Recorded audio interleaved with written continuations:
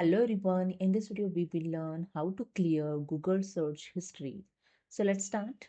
So open your Google Chrome and go to the right hand side and click on the three dot and click on the history option.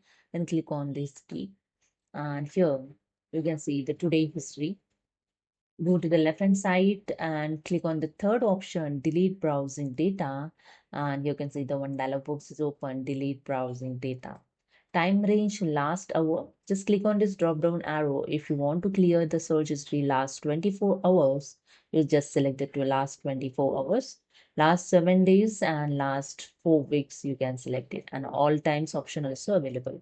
So I select here the last hours, and you can see there are three options available: browsing history, cookies, and address size data, caches, images, and files.